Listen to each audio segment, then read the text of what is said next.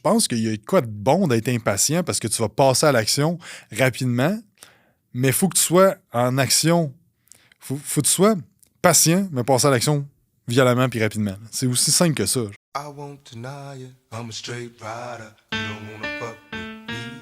Salut tout le monde, bienvenue au podcast. Cette semaine, je vous parle des 5 mensonges de l'entrepreneuriat. Donc, let's get into it.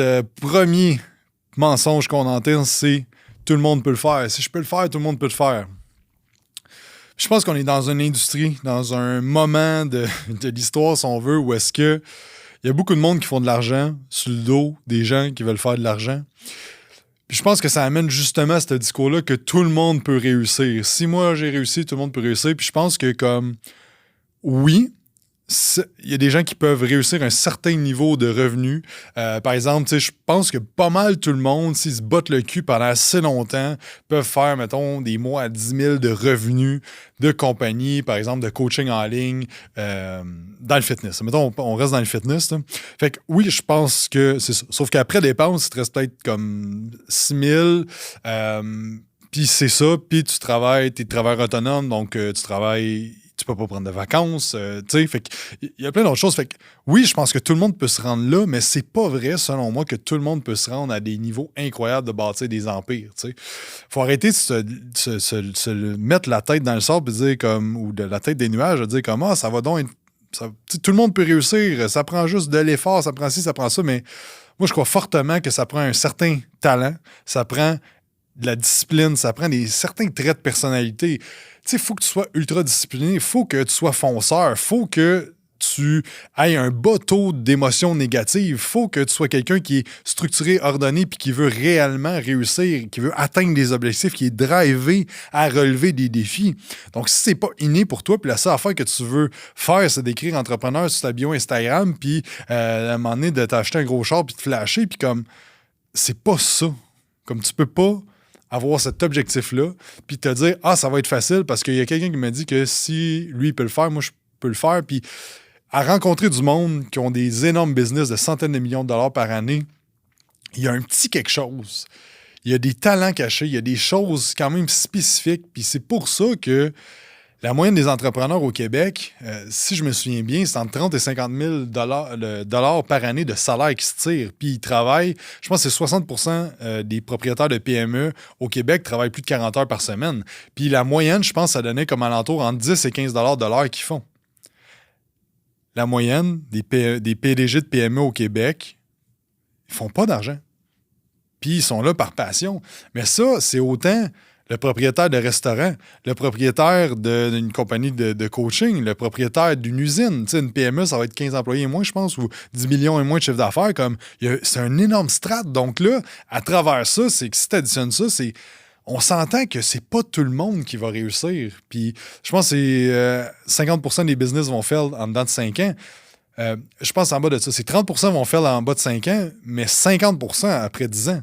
Donc, il y a un énorme taux juste de failure. Ça veut pas dire qu'ils vont être prospères, ça veut pas dire que ça va bien aller. Puis mon intention aujourd'hui, là, c'est juste de vous dire c'est quoi la réalité. Pas vous vendre du rêve, pas dire que ça va être facile, pas dire que tout le monde peut réussir, parce que non, je crois pas que tout le monde peut réussir à haut niveau. Est-ce que tu peux partir de ta business online puis monter à 10 000 par mois avec...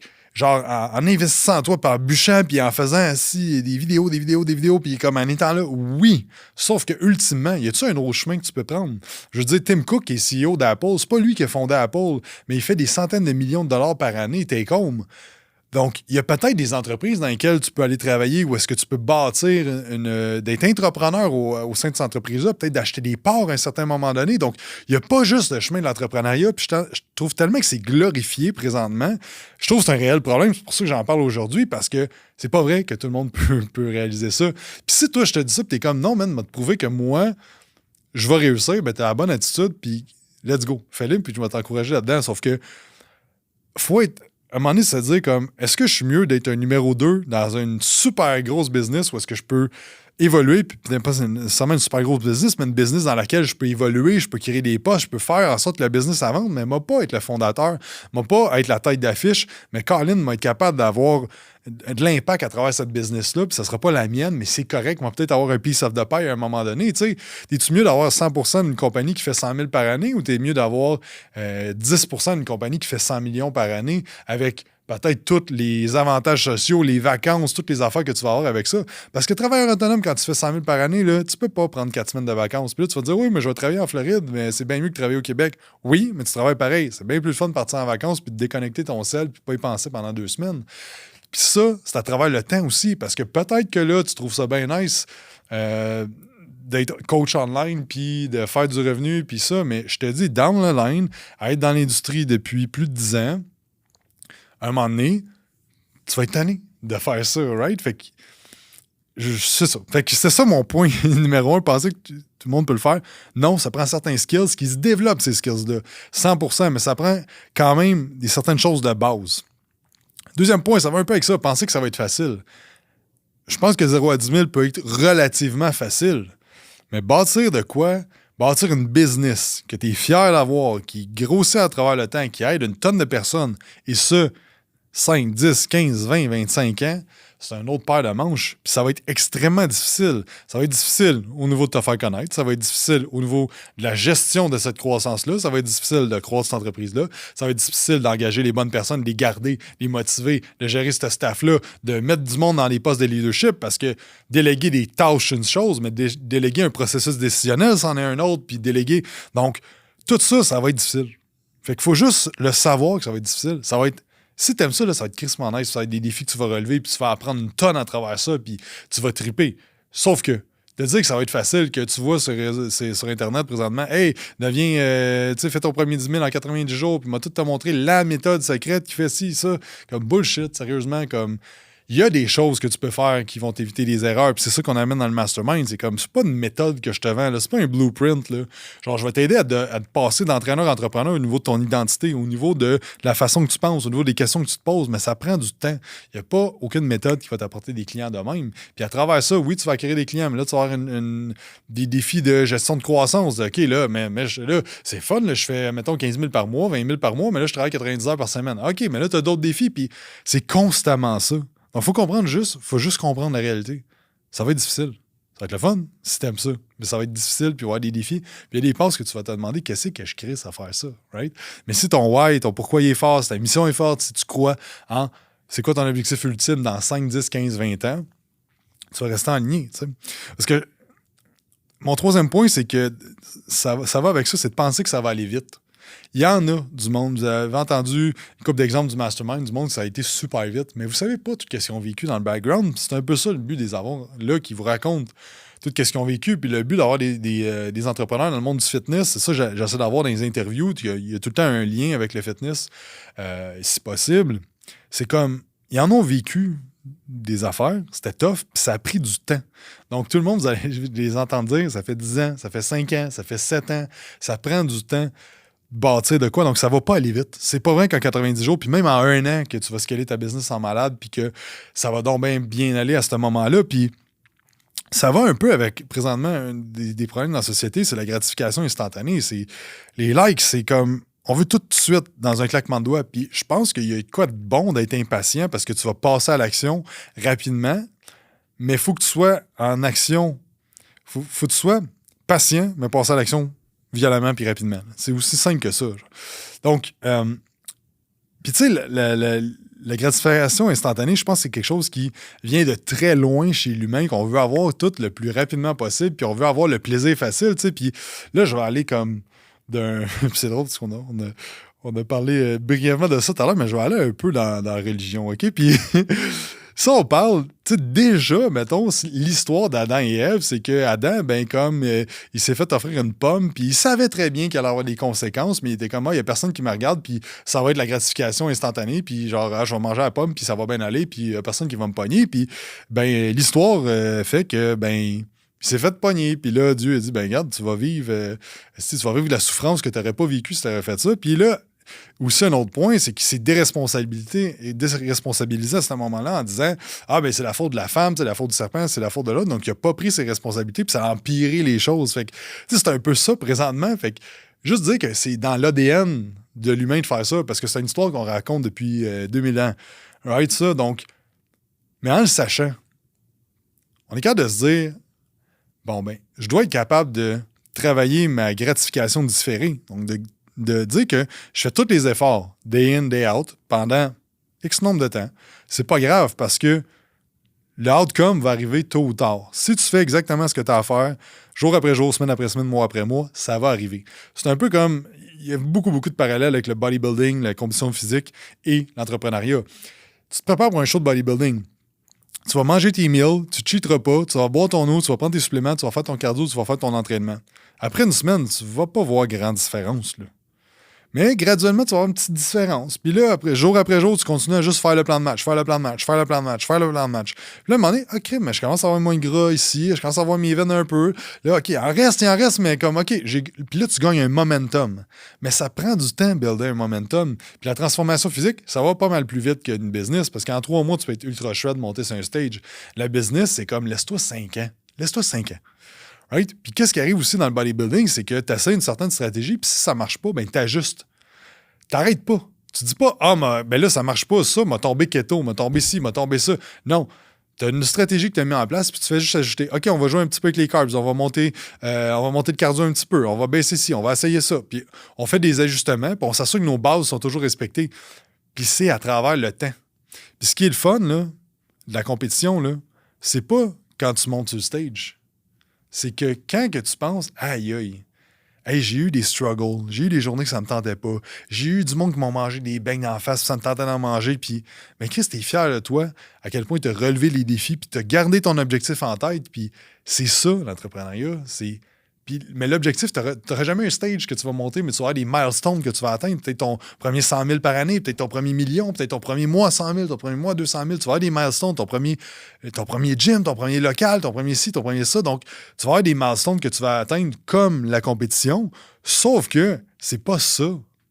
C'est tout ce que tu apprends sur toi, la discipline que tu bâtis, la personne que tu deviens à travers ça qui est intéressant, la fierté que tu as à relever des épreuves que 99% du monde ne sont pas prêts à faire les sacrifices pour avoir une meilleure shape, une meilleure business, un meilleur avenir. Donc, puis moi, personnellement, le bodybuilding, en 2012, j'ai fait ma première compétition. J'avais jamais rien complété dans ma vie. J'ai fini mon secondaire 5, mais j'ai coulé mes maths. Après ça, j'ai été faire à l'école des adultes. J'ai été faire pour pouvoir entrer au cégep, parce que j'avais aucune crise d'idée où est-ce que je m'en allais. J'avais besoin de faire mes maths, mais je déteste les maths. Puis, fait que là, j'ai pris le chemin facile. Je pouvais faire de l'anglais enrichi pour avoir mes crédits. Fait que j'ai fait ça. Fait que là, j'ai pu rentrer au cégep. Il restait 3 mois, j'ai lâché. Fait que j'avais jamais rien accompli sur un grand laps de temps. Et le bodybuilding, c'est la première affaire que je me suis dit, je vais faire ça de telle date, puis j'ai pas cheaté. Aucunement de la prep. J'ai jamais dérogé de mon plan que mon coach me donnait. Puis là, à ce moment-là, j'ai réalisé, aïe, si je me mets juste la tête sur un objectif qui me passionne, que j'aime, puis que j'ai un certain talent à ça, mais Colin, je peux réaliser whatever, qu'est-ce que je veux dans ma vie, tu sais. Fait que juste de penser que ça va pas aller vite. Ça va pas aller vite, puis même si ça va vite, ça va jamais aller assez vite. Parce que je demande à du monde, OK, ben regarde, t'as passé de... si je demande à Julien Roux, il a passé de 0 à 30 quelques millions par année, je dis, ça a-tu assez vite, puis ça va-tu assez vite, là, présentement? Il va dire, ben non, man, ça va pas assez vite. Donc, n'importe quel entrepreneur à succès va dire, ça va pas assez vite, puis c'est correct. Il faut l'accepter. Tu vas jamais trouver que ça va assez vite. Donc, de penser que ça va aller vite, c'est un énorme problème d'attente, parce que ce qui est de la frustration, là, c'est quand tu as des actions qui ne sont pas alignées avec le niveau d'attente que tu as. Donc, je m'attends à avoir un six-pack, mais je veux continuer à boire les fins de semaine et à cheater.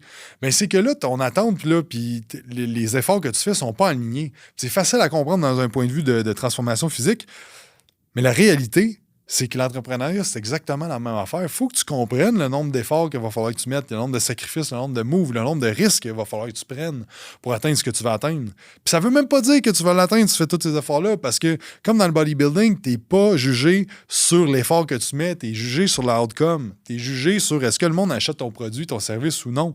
Quand tu arrives sur un stage, il y a peut-être un gars à côté de toi qui a une acide génétique de malade, les épaules bien rondes, puis ça fait peut-être 2 mois qu'il s'entraîne, puis toi, ça fait 10 ans que tu t'entraînes, puis tu as bûché pour bâtir cette masse-là. Sauf que qui est plus fier ultimement, qui a le plus appris sur lui-même, qui a le plus développé de la discipline à travers ça. Tu sais, c'est ça la game qu'il faut jouer. Puis Simon Sinek parle d'un concept qui est le infinite versus finite. Fait que, tu sais, des jeux finite, c'est des jeux avec une date de début, une date de fin, des règles. Un match de soccer, un match de baseball, un match de football, ben, t'as une heure que ça commence, une heure que ça finit, il y a un nombre de points, il y a des règles, il y a vraiment une structure solide, puis là, quand on essaie de transférer ça dans notre vie, c'est que là, on s'attend à ce qu'il y ait vraiment une date limite, une date de fin, puis que ça soit comme... Mais la vie et l'entrepreneuriat, c'est une game finite. Donc, il n'y a jamais de fin. Donc, c'est quand que ça va être assez d'argent, c'est quand que ça va être assez de succès, c'est quand que ça va être assez que tu vas arrêter de travailler. Parce que bien du monde rendu à la retraite sont comme, wow, ben là, je fais quoi? Il y en a qui tombent depressed. Donc, il faut juste comprendre que le game qu'on joue, c'est une game infinie. Là. Puis c'est correct, c'est ça qui rend ça le fun. C'est comme un jeu vidéo open world où est-ce que, genre, il n'y a pas de fin. Comme il n'y a pas de boss de fin, tu peux juste t'améliorer vitam aeternam, monter de niveau, monter de compétences, monter tes armures, tes affaires, puis c'est correct, c'est le fun. On joue le jeu de l'entrepreneuriat, puis on veut juste comme le jouer le mieux possible, puis être le meilleur à le faire, puis apprendre sur nous autres, puis avoir du fun à travers ça. 4e point. Ça va me rendre riche et libre. Donc ça, là, les entrepreneurs veulent tout être libres, puis ils se ramassent tout le temps, puis je m'inclus là-dedans, dans une situation où est-ce que t'es pas libre. Parce que c'est quoi la liberté? Si tu ne l'as pas défini, tu vas bâtir une business que, oui, tu vas avoir des clients, oui, tu vas avoir peut-être de l'argent, tu vas avoir comme des choses, mais riche et libre, first, il faut déterminer qu'est-ce que ça veut dire pour vous. Pour vous, c'est quoi être riche? C'est quoi être libre? Puis ça, je l'entends tout le temps. Tout le monde veut être libre. Tout le monde veut être libre. Mais moi, je me suis rendu compte, à un moment donné, là, l'année passée, là, le niveau de liberté que je voulais, je l'avais. J'étais complètement perdu. Le niveau financier et le niveau de liberté, puis là, j'étais comme, mais pourquoi je fais ça? J'étais mêlé tête parce que dans le fond, c'est un podcast d'Alex Hormozy qui m'a frappé. Il a dit, moi, je me suis rendu compte que je voulais l'option et non la liberté. Puis j'étais comme, c'est exactement ça. C'est exactement ça. C'est l'option. De pouvoir faire ce que tu veux quand tu veux. C'est juste une phrase super simple qui veut dire comme, hey, je veux travailler ces projets que je veux. Puis la réalité, c'est que même un gars comme Hormozy qui fait des centaines de millions par année ou Better Schoolian que je connais mieux, personnellement, il fait pas tout le temps qu'est-ce qu'il aime. Puis il y a des fois que, tu sais, il m'a conté comment il a vécu la pandémie quand il y a 700 gyms qui ont fermé one shot, là. Même s'il était libre financièrement, même s'il était libre de son temps à ce moment-là, je te garantis qu'il me disait qu'il buvait le soir pour s'endormir. Là. Right? Puis même, je pense qu'il l'a partagé dans le podcast à un moment donné. Donc, tu sais, la réalité, c'est une utopie irréalisable de dire je veux être en entrepreneuriat pour être riche puis libre. Ça se réalisera pas. C'est un mensonge qu'on se fait dire comme oui, tu peux faire de l'argent, tu peux être libre financièrement, puis là, tu détermines qu'est-ce que ça veut dire pour toi. Oui, tu peux avoir peut-être plus de temps, mais crime, ça va peut-être te prendre 10 ans à bâtir une business qui va pouvoir t'apporter ça. Puis on a eu Julien Geoffrion sur le podcast qui parlait que comme maintenant, il y a une belle liberté financière de temps, il est tout seul dans son staff, mais il a bâti toutes ses affaires, vous irez voir écouter l'épisode, c'est une façon de faire, mais ça a pris quand même 10 ans. Tu sais, moi, avec Quantum, je peux vraiment... Tu sais, j'ai pris un mois de vacances cet été, puis Quantum, j'ai pas mis aucun temps pendant mon mois de vacances, un peu dans le mastermind puis tout, mais... Sauf que ça a pris 10 ans. Tu sais, c'est que ça prend du temps, fait qu'il faut que tu sois prêt à sacrifier, puis j'aime pas le mot sacrifier, c'est vraiment faire des choix différents pendant 10 ans, juste pour builder up quelque chose qui va t'apporter ça, puis ça veut même pas dire que ça va marcher.